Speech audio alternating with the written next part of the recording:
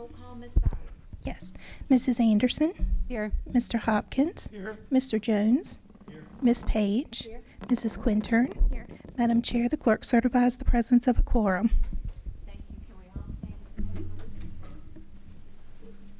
for the Pledge of Allegiance? I pledge allegiance to the flag of the United States of America and to the republic for which it stands, one nation, under God, indivisible, with liberty and justice for all.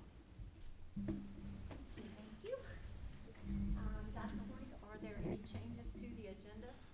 Yes, ma'am. If you would consider, like to add a portion here before letter A, just to give an overview of our new teacher institute today, and just to catch the board and the community up on just a little bit of our activities today. And so we'd appreciate that time. Okay. I would like a motion to accept the agenda with this amendment, please. I make a motion we approve the agenda as recommended by the superintendent today. All right. Can I have a second? Second. All in favor by saying aye? Aye. Thank you. First up, Dr. Horn. Thank you very much, Madam Chair. Members of the board, I'd like to start this evening with our new teacher base camp that we hosted today. And like to start, thank you, Ms. Page and Ms. Quintern, for coming out and speaking to our new folks. And thank you, Ms. Quintern, as well, for providing snacks and goodies for our new folks as they embarked on a bus tour that we worked on as a partnership with the Historical Society for all of our new teachers, both secondary and elementary. So we really appreciate you taking the time to put those all together and bring them out. So also like to thank the board for their support in transitioning from a 2-day to a 5-day new teacher, what we're calling Base Camp New Teacher Academy.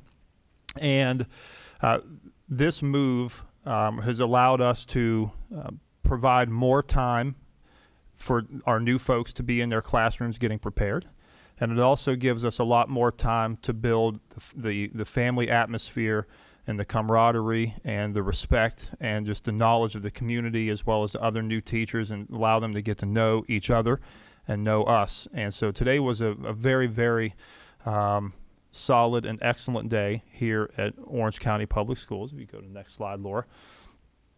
Of course, we had the front lobby decked out in our orange and blue. Start with a welcoming environment. Go ahead, Laura. And here's just a few shots. Of course, this is myself and Ms. Page and Ms. Quintern taking a few moments to address our new folks. I believe this was our afternoon session. So these were our elementary new teachers who arrived here between 10:30 and 11.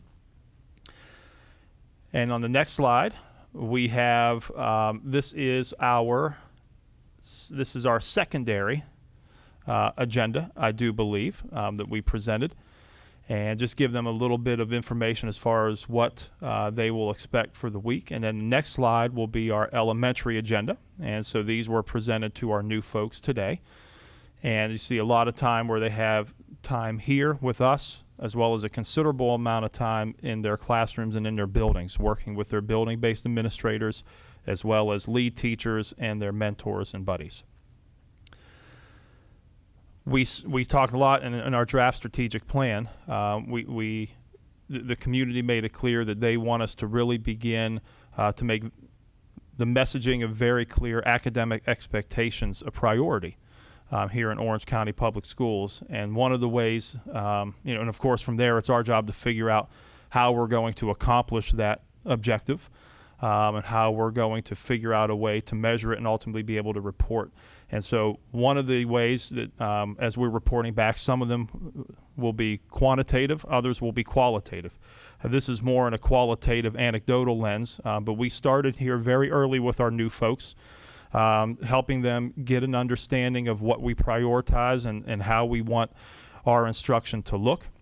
And when we talked a lot about visible learning and students have the opportunity to engage with material, we want the content that's being delivered to be rigorous and push them out of their comfort zone, as well as relevant to their lives and to the real world and to the world that ultimately they will be walking into when they graduate. And of course, it is also lined well into our draft strategic plan the 5 C's of critical thinking, citizenship, creativity, et cetera, that are on the Virginia profile of a graduate. And so we started very early on, and we will continue these themes as we work through the week with lead teachers, as well as our central office coordinators and our building level administrators. We did a lot of activities today that had our folks up and moving. This was not a sit and get, and these were targeted and done for 2 reasons. One, it is an excellent model for our new folks of how they can engage students in experiential exercises and actually get them up and moving and speaking with one another. And of course, the secondary purpose of this was to give all of the new teachers an opportunity to meet more than just the person that was their elbow partner or the person that they might know from the same building. This was to get people talking across the division and across grade levels to really try to hammer home the family feel and get them to feel included in what makes Orange County Public Schools special. We did a lot of door prizes today, and you can see we definitely had some excitement in the room from some of our new folks. This is a picture from this morning from our secondary group, and then I believe the next picture is from our elementary group. No, that's also from our secondary group as well. It's just an example of some of our door prizes. And I'd like to give a shout out to Rod and Phil from the Historical Society. They reached out to us early this calendar year and asked if we would be willing to partner with them to do a bus tour. And thank you to Mr. Sarver and his 2 bus drivers as well for providing the transportation. And Mr. Hawkins took a load of teachers on one bus, and Phil took a load of teachers on another bus, and went through as many of the historical sites and areas and things, particularly in the western part of the county here. And it was well attended, and we heard great things, and it was really, again, something that we were able to do because we have more time this week to engage our new teachers in what really makes Orange County a special community. And if I remember correctly, our last 2 pictures, this is a picture here of our elementary group. All right, and the elementary new teachers who were here today, as well as our secondary group, and this is them, we were able to catch them coming off the bus just as they ended their bus tour with our Historical Society. And so again, our theme this year is together, and we're going to climb this mountain together, and we're going to move together as one. And so this is kind of our ending message, and thanking them again. How proud and honored we are to have them as part of Orange County Public Schools. So again, just a little bit of an overview of what was accomplished today with our new teachers. And again, thank you to the school board for your support in allowing us to do a week-long new teacher academy. Thank you. And moving on to letter A, again, consideration of our draft Orange County Public Schools strategic plan. And so, Madam Chair and members of the board, I turn it over to you. Again, we're very, very excited and proud to present this document. It's the culmination of many hours of work. And again, this is our living, breathing roadmap, our aspirational document.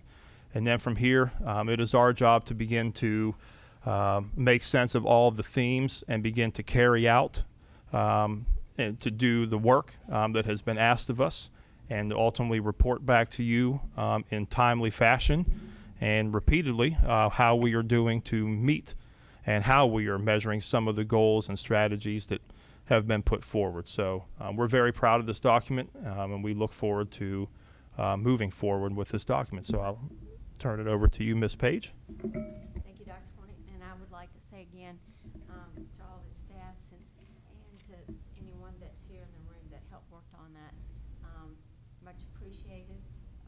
I know a lot of time and effort went into this and a lot of hard work. So again, I say thank you to our staff and other members that were involved in that. At this time, I know Ms. Quintern had asked to make some comments before, so I will oblige Ms. Quintern. Thank you, Ms. Page. So I agree that it was a really well thought out document. There was a lot of time and effort that went into it. And I also appreciate all the public comment that we got afterwards as well, both critical and appreciative. The one thing that I saw that kind of stuck out to me, and I know that it was brought up in public comment, that words matter. Words have a meaning, and sometimes those meanings change. And so I just want to make sure that what is put in the strategic plan is intentional. And so the one area that I was kind of concerned about is emotional safety. I was digging into what is emotional safety. How can we guarantee that someone is emotionally safe? And so that can be viewed as, by some, as a deceptive phrase that may seem appealing, but can be seen as contradicting traditional values. Instead, a more accurate term that aligns with these principles and emphasizes the right to express oneself intellectually, I would feel would be intellectual liberty. Intellectual liberty recognizes and respects the individual's freedom to openly and thoughtfully articulate their ideas, beliefs, and perspectives without unwarranted restrictions or censorship.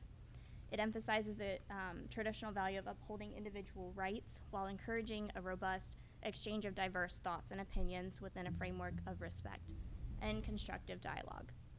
Now, during my research of what emotional safety was, it did come up on the Department of Education website. And so I'll just read you a snippet of what they define emotional safety as, and you guys can determine what red flags you may or may not see in that statement. Emotional safety in schools refers to how safe a student feels in expressing their emotions in school. Students should feel secure and confident as they express themselves and take on challenges that encourage them to try something new. So that, yes, I agree with. However, as you dig in, emotionally safe learning environments can be achieved by making social and emotional learning an essential part of education. Social emotional learning is the process through which children and adults acquire the knowledge, attitudes, and skills they need to recognize and manage their emotions, feel and show empathy towards others, establish positive relationships, and make responsible decisions. SEL can support conditions for belonging and emotional safety when schools are responsive to students' perspectives and needs, affirming of students' full identities, and promote structures that create predictability and consistency. Competence in the use of SEL skills is promoted in the context of safe and supportive school, family, and community learning environments in which children feel valued, respected, and connected to and engaged in learning. So I feel in Orange County that exchanging that term for emotional safety for intellectual liberty, I think better suits, because we cannot guarantee that everyone feels emotionally safe. I understand the intent behind it, but I feel that it would just better suit by that exchange. Thank you for your comments. Anyone else? I have a few. So the one thing that I I was in the committee. We worked on the mission statement. It seems very run together, if you will. Is there a way that we could either rephrase this or maybe even make it into individual sentence, because it just seems like a run-on sentence, and I just feel that it's very hard to comprehend the way that it's written here. So that would be one, just as a suggestion. I know in the committee we were asked to come up with words that represented our school, and I think we utilized those words in this mission statement. But as far as the actual statement itself, it just seems very run-on and doesn't really tell us a whole lot about what we're trying to do here with the strategic plan. So that was one.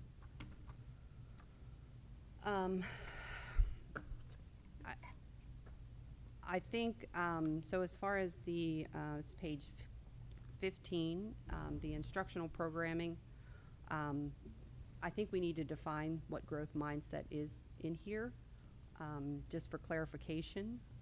And then as far as, it seems like every other bullet point uses the same word. If there's a possibility that we can actually take that word and the growth mindset wording and make it more distinguishable to those particular bullet points. Because, train teachers on providing feedback that promotes a growth mindset, provide parent sessions on practices to promote the growth mindset. it just seems very redundant.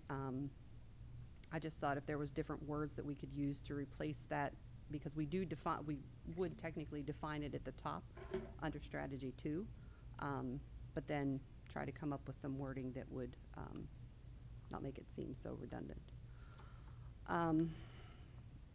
Another point that I also about the emotional safety, I think, and again, I know this is a working document, and I think we will be adding on to this as we go and trying to define things again as we go. My concern is the responsibilities for mental and emotional support. Most of this should be left to psychiatrists. I think counselors, teachers, and staff are, underqualified to do some of the things that we would need them to do as far as mental and emotional support. So that was one thing. And then also on that page, we don't really talk about physical safety on that page at all, which we do briefly in the next page. But I think it would be a good strategy to have that as one of the strategies for physical safety. And I know it's a lot, sorry. It's a big document. And lastly, I know we also have on the agenda for this evening the Code of Conduct, just as a suggestion, making that also a specific public comment on the Code of Conduct. And I think that was about it. Yep. Thank you very much. Duly noted. So, it was my understanding that all groups were to agree before coming to this point. Am I correct in my understanding of that? Yes, ma'am. Everybody was to agree before we got to this point? Am I correct? That was my understanding. However, I did speak to some community members on the safety committee, and they actually weren't aware that it had progressed to the next. Okay, well, honestly, I'm not gonna say how they didn't, because it was posted, but anyway, going under the assumption that it was agreed upon before here. Now that we have a roadmap, I think those things can be addressed if you're worried about some of the safety issues going forward. Like I said, it is a roadmap, it's not in stone, it is a working document. So, I don't think this is the place to try to change this here, especially since the community did have a chance to speak upon. They did come and everybody seemed to be in agreement. So I feel like now if we go and we are like changing some of this, it's leaving out the community. Does that make sense? To a degree? Well, really? when it was presented, at least my understanding is that it would go to the community, and then ultimately, and this was clarified that the school board would have the final say Right. over the document. I don't know where else would be a better place to make these changes or present the changes. Well, I think that we've got it duly noted, and we can pass it along to those people in those places, and maybe work from there, since it is roadmap. It is our GPS to how we're gonna get where we're going. So, with that being said, I will call for the vote. Well, let's get a motion on the table, Okay, Madam can I have a Chairman. motion? And then if anybody wants to amend it, that's fine with me. But I make the motion, we approve the Orange County Public Schools 2023-2028 strategic plan as presented. Second? I second with discussion.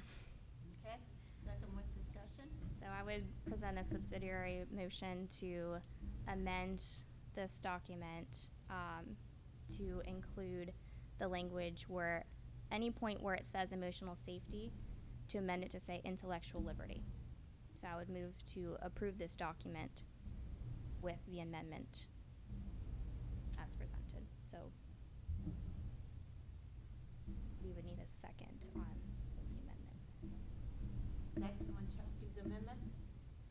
I'll second the amendment. Okay. With Chelsea's amended, Melissa has second. Mr. Hopkins, your vote? Well, let's have a little discussion. Neither one of those phrases is exactly, in other words, if somebody asked me to define it, I'm not sure I would be able to define it correctly. But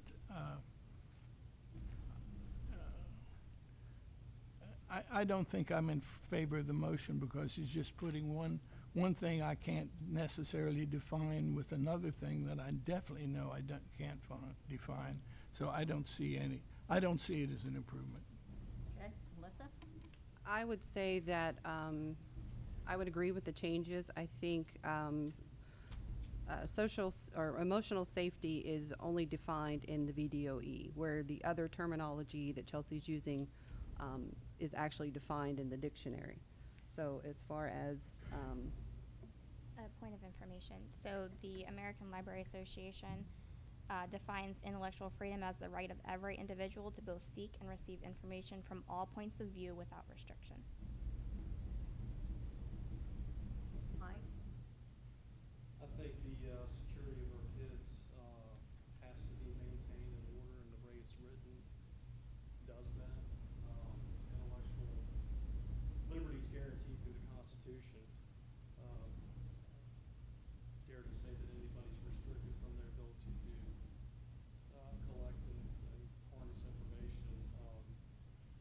But the platform here in the public schools is that environmental physical safety as well as, somebody's emotions. The kids are dealing with a lot of stuff, and our teachers need to have to know their backs are covered. And while I definitely deeply understand and appreciate what you've asked to amend, I think the way it's written as well, and as we push forward, we can always reevaluate. I still don't feel that we can guarantee emotional safety, and I feel like it puts our staff in a bind. Well, for me, I'm gonna stand on the way the document is written first because we made such a big deal about having, our community involved in it. And I feel like to be go and changing things is kinda like behind their back a little bit. And I think I would have to request our attorney to look into some of that wording and stuff as well before I would be willing to put it in a document. So, those are my reasonings, so I would say no. So, Ms. Byram, the official count, roll. For the amendment. I mean, of the vote is official 3 to no, No, no. we haven't voted We call yet. the question for the amendment. Okay, I would call the question. Thank you. We're voting now on the amendment. Voting on the amendment. Mr. Hopkins, No. Ms. Anderson, yes. Mr. Jones, Ms. Quintern, Yay. and Ms. Page. No. So the amendment fails by a 3-2 vote. Now, call for the question of the vote for the document as it stands. Also roll call. Yes, please? Mr. Hopkins, Yes. Ms. Anderson,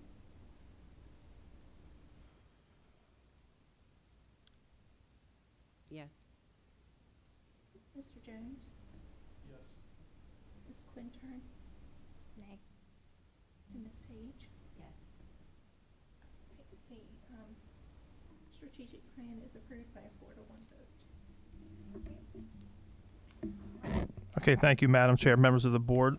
Letter B is coming from Ms. Quintern at the last meeting when we were bringing forward our draft student code of student conduct, and there was discussion about the attendance policy with respect to the number of days for a parent or a guardian to provide a note. And so before we move to code of conduct, and then I know we'll address that here in letter C, and even to our parent handbook for our that we're really using as a notification document this year. We want to make sure that we have it squared away. If the board would prefer to have this read within 3 days, or leave it with 5, because this policy is copied and will be copied into both the Code of Student Conduct and into the parent notifications that need to, and that document in particular needs to come out before the school year. And so we wanted to make sure that we had this addressed ahead of time. So that's why we're bringing this forward first as letter B. So. Madam Chair, may I? So if I understand, we're just discussing whether it's going to be 5 days or 3 days? Yes, sir. Okay. My concern was the last part of the sentence, within the first day absent. So if a student is gone for 5 days, then they're going to be out of policy or out of the student code of conduct. So if it were to read, or at least within 3 days of returning, or within 5 days of returning. Understood. Okay. That was just my concern. Yeah, understood. Okay, got it. So, so it's okay. So it's my mistake. It's more than just. It would be, we would be looking at this last phrase essentially within, and the language would read something to the effect of within 3 days of the student returning to school. Yes, sir. Correct. All right. Thank you very much. So, yes, Mr. Hopkins, that's the point here. And again, we just want to make sure we have this policy squared away as far as how the board would like it to read, because it will be in 2 subsequent documents. Okay, well, let me just ask some questions. If we move it down to 3, how does that play with the weekend? Because in other words, if there's, I just want to understand how it works. In other words, you're absent on Friday, you have to have a note on Monday because that's 3 days? We would then we would want to make sure that it's worded school days. Well, that makes a big difference. If it's going to be school days, then I don't have any problem with there being 3 school days.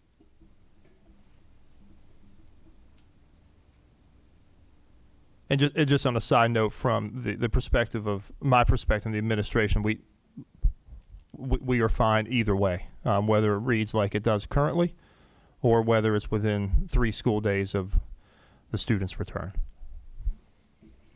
It's the will of the board on this one. I don't. Chelsea, is 3 school days okay with you? Yes, I think it would make it clearer, because if a student comes down with the flu and they're out for 5 days in a row, then they're going to already be out of compliance with the document. Whereas if we amend it to say 3 days upon returning, then if they're gone for the 5 days, they come back on Monday, they've got those 3 days to turn in the absent note and the doctor's note. Her reasoning makes sense to me. I can support it. I'm good either way. So the will of the board, 3 days? Call the question? So, a motion to make it 3 days versus 5 Yeah, days? with 3 days with appropriate, 3 school days with appropriate wording.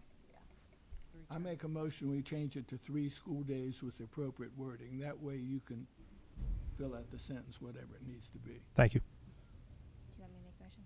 Okay.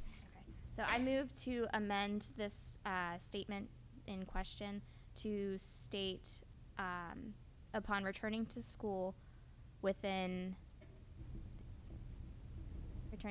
school, sure. Parents of students who are absent must provide a valid note stating the reason for absence upon returning to school within 3 school days. Upon return within 3 school days. Upon return within 3 school days.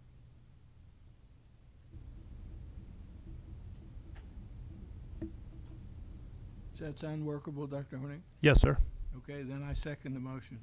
Okay. All in favor, by saying aye? Aye. Those opposed? Motion carries. Let's go.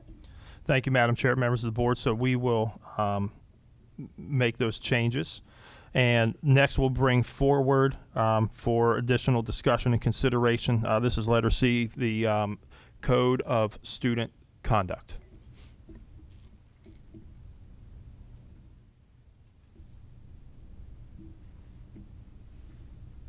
Okay, are there any questions? On page 4, that same statement is read, so I would just ask that we amend that statement to reflect the policy. Duly noted. That's Yep. the same thing we just talked about. Yep. All right. All right. I have a couple questions too. So, the authority of the school over the conduct of student extends to the following. Is there a reference for the, at all times, when the student is at a school bus stop? Is there a reference that we could put there, or a definition of what a school bus stop is? I can check the code. Okay, thank you. And the other one that I had,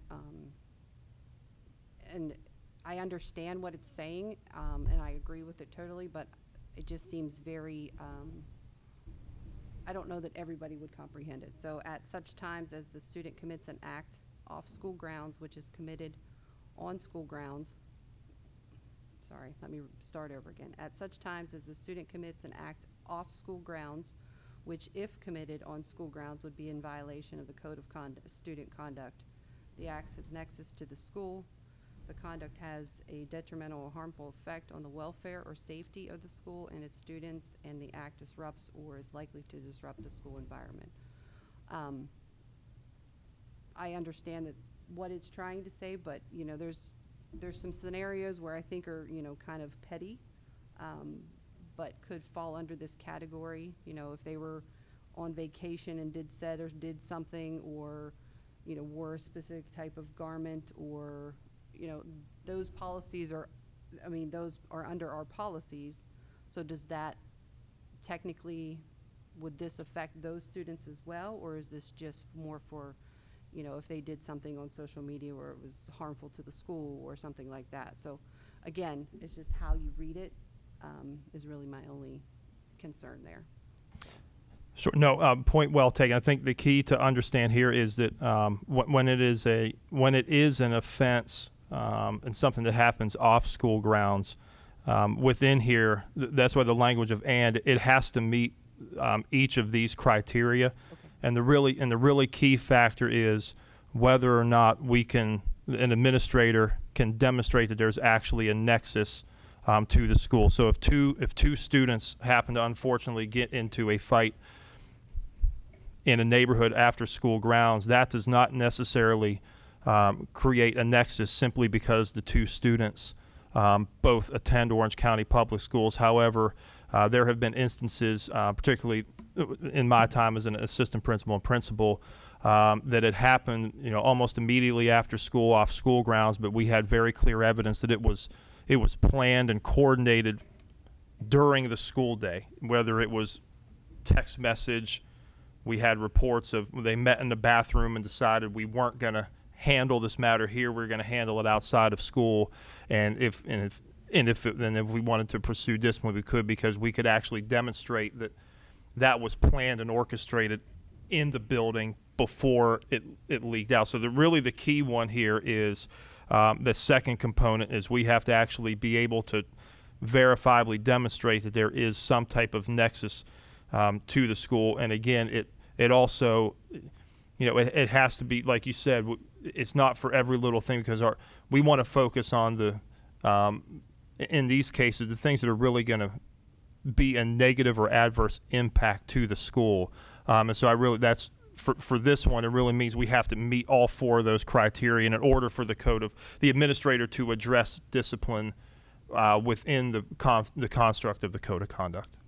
I think the key word is this disruptive to the school, because this is where when we get into free speech and all that kind of stuff, whether you're on school grounds or whether you're off school grounds, if we want to say something, the bottom line most times comes down to, was it disruptive to the school? That's what we have to prove in court. So that's the key issue. if something happens and it's not disruptive to the school, we need to be very careful what we do. Sure. Okay, thank you. Thank you. No, great point. And that as we move forward, that is something, this particular bulletin, when our administrators are meeting, and that will be our expectation that we do class or grade level assemblies, and we start the year laying these expectations that it's made very clear to students as far as when things are planned on school grounds, our code of conduct is still in effect. Yes, ma'am.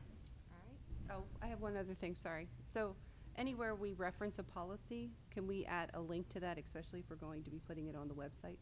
Absolutely, Perfect, thank you. without a doubt.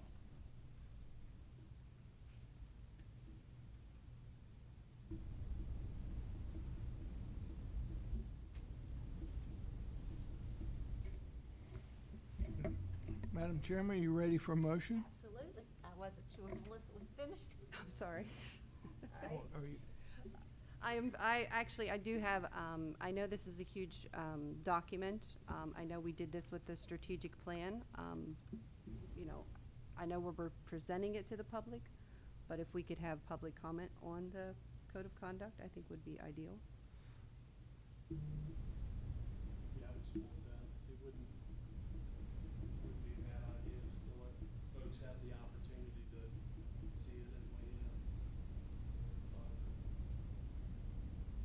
Okay. I move to table the student conduct to the next meeting to include the changes that would reflect policy. Okay. Is there a second? I'll second. Okay. All in favor? Aye. Aye. Aye.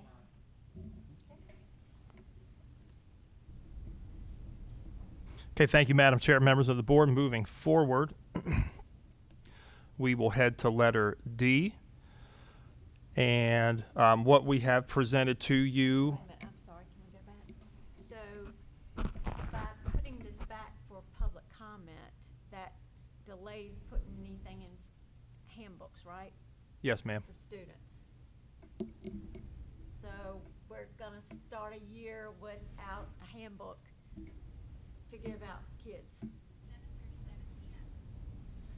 p.m. Parents.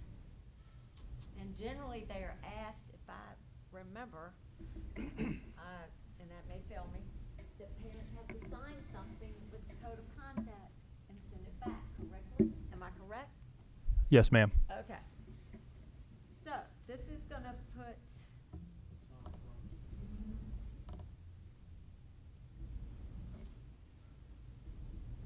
I guess we'll just have to delay school. oh, Lord. So, that being said, What about this, just an idea, we go ahead and approve it tonight, but we always have the latitude to come back and That seems reasonable to me. Even putting in changes that we've agreed to here tonight. Right. okay, Can we approve it as amended? So with the changes in the wording to the policy, adding the links, and what was Yeah. the other one? Yes, ma'am, and we will Adding get the that link. done and send that out to the board. Agreeable to that, Yes, right on. and the definition or a link or definition for the bus stop, I think would be helpful. So if we can agree upon amended as, Wait a minute, definition for a bus stop. Tell me what your definition of a bus stop is. there isn't one, that's what I'm asking for. I think that's very wise not to have one. You start to define it, and you're gonna get yourself Well, into legal there is a problems. link somewhere, I'm sure, I've seen it before, on, is it the VDOE's website or something like that, that actually defines what a bus stop is? but so, Okay, so my thing on that is that sometimes, less is more? Justin, are you aware of? yes, and I think once you go defining that may limit to parents saying, and I don't know, this could be, y'all, Justin, I'm gonna defer to you. This may be limiting parents that say, I've got caught up at work, the bus usually is gonna drive right by here, what bus do I mean, does that make any So, sense? there's a couple of different ways to look at the bus stop. You can look at it in its literal sense as far as its geographic location. It's not school property, it's not owned by the schools. However, when there are multiple students congregating at a location, whether it be a group location that we've designated, or whether it be in a neighborhood where private property owners have multiple families meeting because of convenience, the congregation of the students becomes the fact. For the reason of coming to school. Correct. That would be where their behavior would become a bus stop issue. Okay.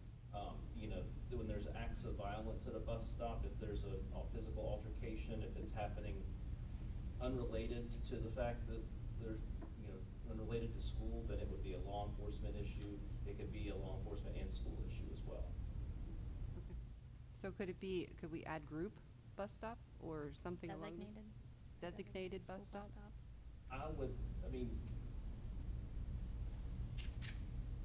I guess it comes more down to, you want to just groupings of students. I don't know how you would want to characterize it. I don't know that you can define a bus stop by, group or not, because you may need to apply that same methodology to let's just say a student, for example, gets off of a bus at their stop and walks down to the next stop, which is, 60, 80 feet or 60, 80 yards away.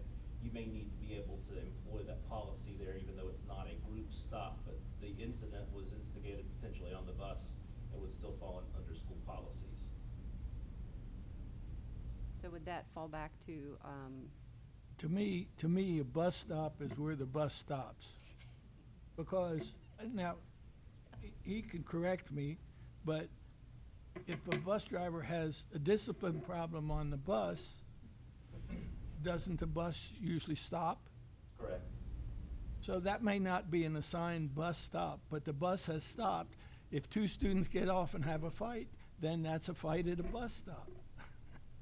So I think the wording is, I think you just get into more trouble if you try to define bus stop more than just the words. In other words, if you said within 20 feet of where the bus stops, that's going to be a bus stop, well, the parent's going to say it doesn't apply to my kid because he was 25 feet. So just don't try to define it, just say bus stop. okay, I'm fine with that. So we need to undo what we just did.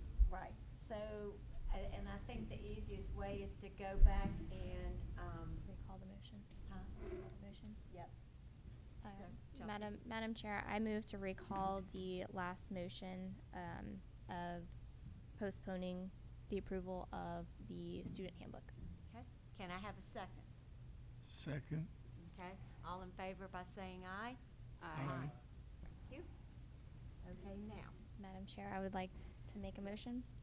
I move to approve the student handbook as amended to include language referring to the policy change that was last discussed, otherwise as presented. okay. Can I have a second?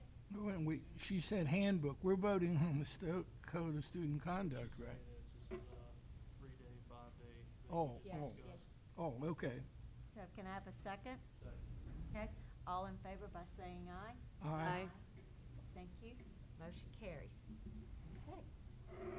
Okay, thank you, Madam Chair, members of the board. We will move forward to letter D. And this is in reference to our acceptable use for both staff and students. And what you have before you is the initial language that was brought forward, and then the Ms. Quinter brought alternate language forward, and so those are before you. And again, we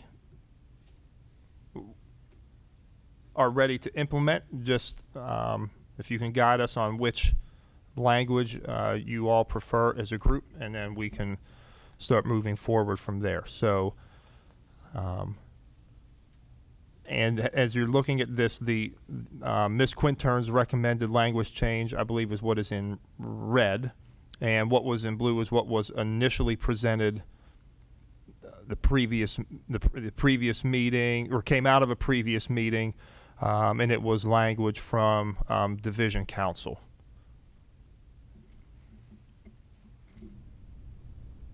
I would move to approve it using the amended language in red.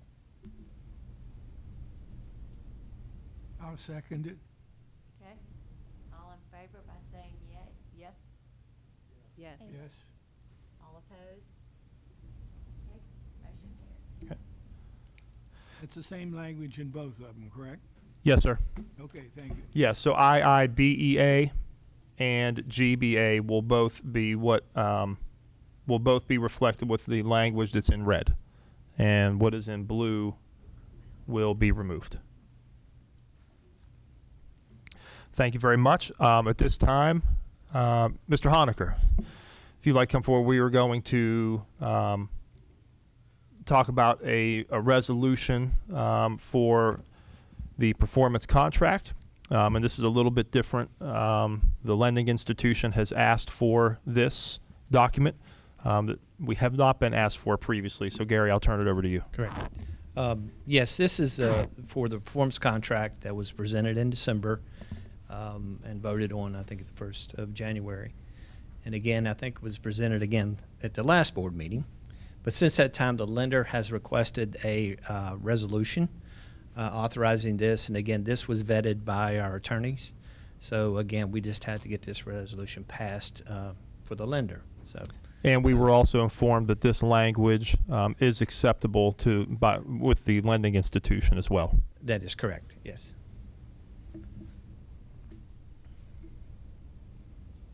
So I make,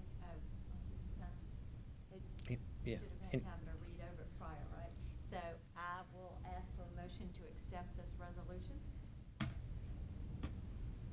So moved. and second, Second. all in favor by saying aye. Aye. Aye.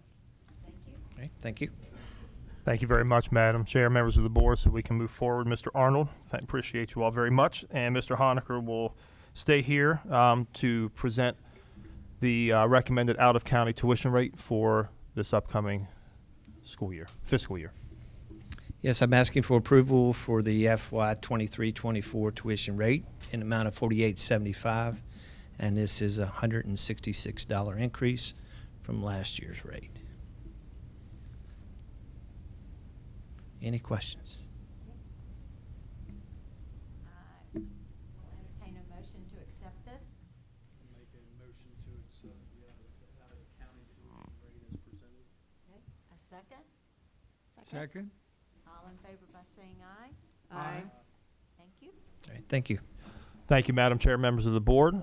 This time we will move to letter G, and Ms. Dawson will present a proposed revision to our regulation pertaining to sick leave. Thank you, Dr. Hornick, Madam Chair, members of the board. Mr. Honaker and I have been working on a revision to our sick leave policy as we work on our employee handbook. His payroll analyst reminded us that we needed to make some changes to our sick leave policy. So just to refresh the board's memory, back in 2013, we revised the policy when the Virginia retirement system added the hybrid employees to their program. So we had legacy, or Plan 1 and Plan 2, and we had hybrid. Lots of differences, but one of the main differences is that the school board was required to provide short and long-term disability for the hybrid employees. We were not doing so for our legacy. So when the original sick leave policy was put into place, we capped our hybrid sick leave members or members at 90 days of sick leave. And that was because they could qualify for and apply for short and long-term disability, where our legacy couldn't. So we didn't have a cap for them. Our legacy could join the employee sick leave bank. So fast forward to the 22-23 school year, and the board providing short and long-term disability for all eligible employees. This is where we need to make some revisions. So we are proposing to take away the 90-day cap for carryover for the hybrid employees.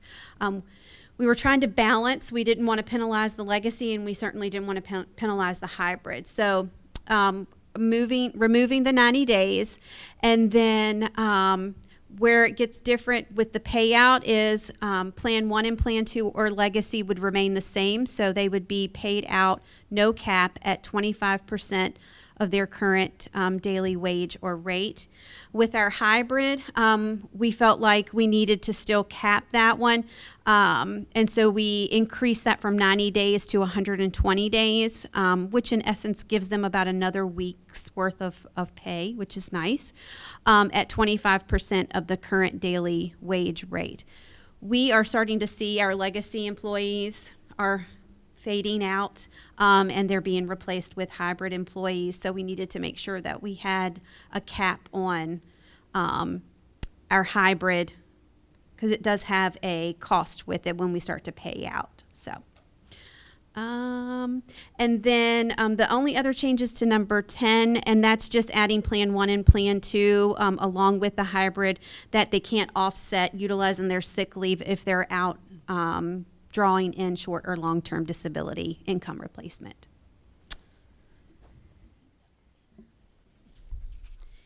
Any questions you have? I do. So on number 10, if someone were to go out on FMLA and you only get a portion of your pay for that, would you be able to supplement your sick leave to be able to accrue your full pay? So under FMLA, that's unpaid leave. So you kind of have a couple of choices, and typically what happens is the benefit specialist works one-on-one with the person that's going to go out to look at, first of all, do you qualify for FMLA? Okay, if you do, what's the best way to go?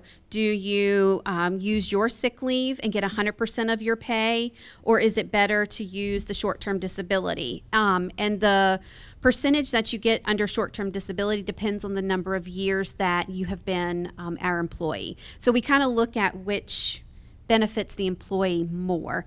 But if you are drawing short or long-term disability, and let's just say that it's at a rate of 60% of your pay, you cannot utilize your sick leave to pull in that 40%. Our sick leave days are, you can use them in half-day increments. So that's why. And it's, with only having one payroll person and getting paid once a month, it would be a nightmare to try to calculate if somebody, 33% here or 27%. So we just said, no, you get your short-term disability if that's the route you want to go, or you can utilize your sick leave. But again, case by case, and we're always going to look out for the employee's best interest. If that answers your question, I'm sorry. Yeah, I mean, it would be my preference to allow it. I mean, having been on maternity leave and needing that extra 40% and being able to use my sick leave, that was a huge benefit for my situation. So I could understand how that could benefit retention as well. Mr. Honecker? Yeah. I think we would almost have to think about redoing our policy to allow it in 2-hour increments. Yeah. Sorry. Yeah. I mean, that's something we could definitely look at going forward and to see, if that would be an option. Yeah, we probably need to talk to our payroll analyst too. Yeah, about that. So I will ask for a motion to accept this. And if it makes you feel better, we will start working on that as soon as we get through open enrollment and things like that, and we can certainly bring back what we find out to the board. And if at that time you want to make the change, we can amend this policy, and I can do an addendum to the employee handbook, and we can make that change, because that's not hurting anybody, that's only enhancing. Okay. Yeah. I would move to approve this document. Okay, can I have a second? Second? All in favor by saying aye? Aye. Thank you, motion carries. Thank you. Thank you. Thank you very much, Madam Chair, members of the board. At this time, Dr. Honecker, if you want to come forward and talk about our continuation and our continuation in the migrant education program and our recommendation. Yes, I come before you this evening to ask permission to continue our membership in the Albemarle Regional Migrant Education Program.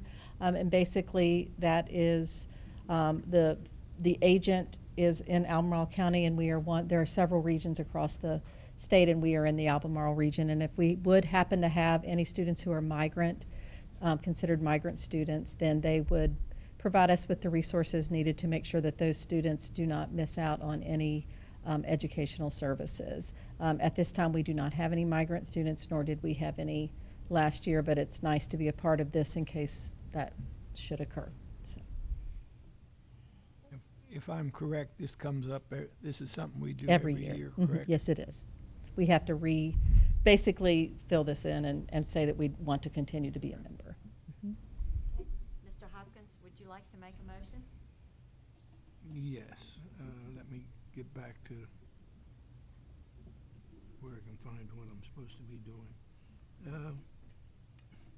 I make a motion that we approve this regional program agreement as presented. Thank you. Can I have a second? Second. All in favor by saying aye? Aye. Aye. Thank you. Thank you. Thank you, Madam Chair, members of the board. And finally this evening, we will bring Ms. Blair forward to talk about school lunch prices for the 23-24 school year. Good evening, Madam Chair, members of the board, Dr. Hornick. It's my pleasure to present information about our school meal program. I'd like to speak about our community eligibility provision. Last year, we were very fortunate to have all of our schools on community eligibility provision except for the high school. And community eligibility provision is where children are provided breakfast and lunch during their school day at no charge. We qualify for community eligibility provision when we meet a certain percentage of eligible students and families. We're able to expand that provision to the entire community. This year, I'm happy to say that the high school will now fit into that provision, and we are able to qualify to be a district-wide community eligibility provision, meaning that all of our students at all of our schools may come to school and be offered a breakfast and a lunch at no charge to the family. This is a great benefit.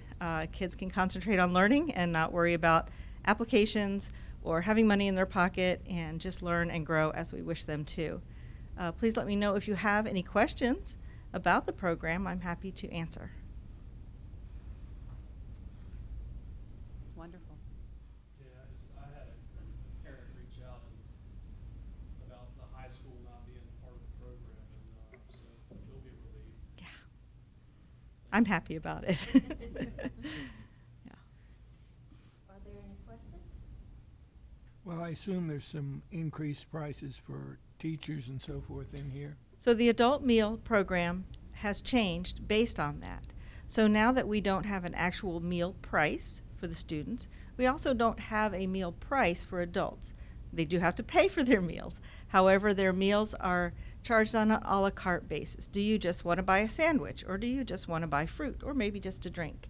You don't have to have the meal per se as an adult purchaser. So all of those prices haven't changed from last year. They're the same, and they're based on an a la carte program. Good question. So this is just an informational item. We do qualify, so yeah, therefore, I guess so.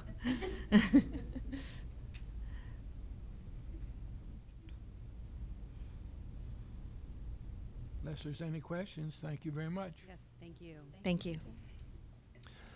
Thank you, Ms. Blair. Thank you, Madam Chair, members of the board. And that brings us to the end of reports and recommendations this evening. Thank you all. Thank you.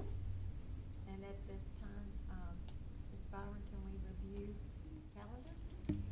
Sure. For the August calendar, the very first week of August, we will have all teachers returning on Monday, the 31st of July, so they'll be here that first week. Open house at all schools is on August the 3rd.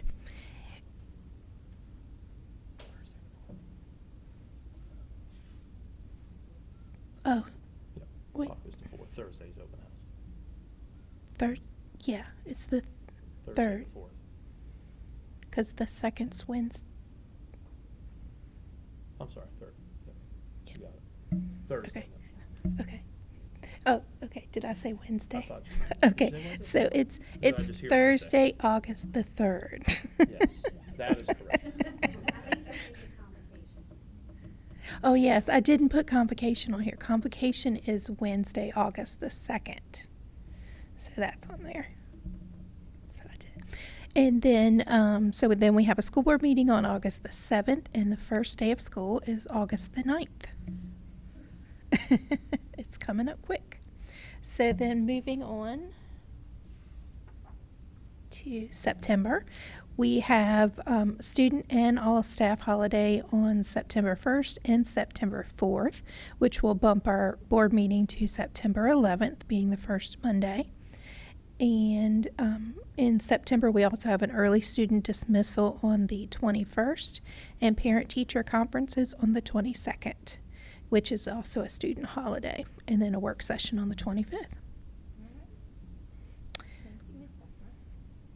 And then, For the August 7th agenda. yes, and I will update this agenda to reflect the actions that you've taken tonight. We will have, I'll also add the public comment opportunity for the student code of conduct, and then we will also have some staff recognitions that evening. Just notice I will have to miss August 7th. I'm taking a trip to Nashville in connection with the Stage Alive Community Concerts Association, my business there.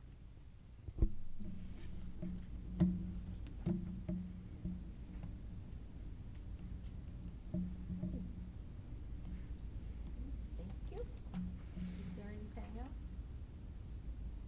Okay, then I guess we will do closed session certification, please.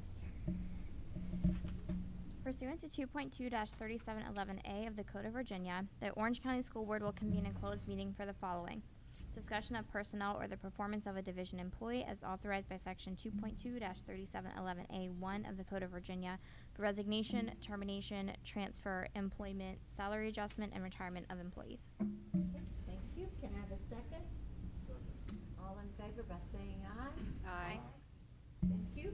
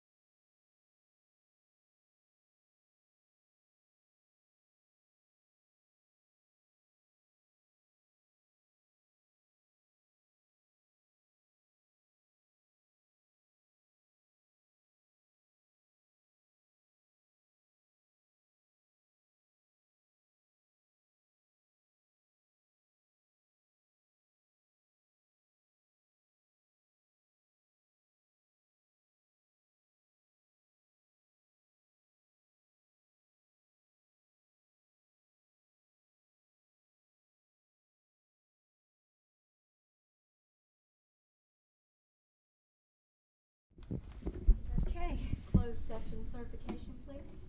Whereas the Orange County School Board has convened a closed meeting on this date pursuant to an affirmative recorded vote and in accordance with the provisions of the Virginia Freedom of Information Act.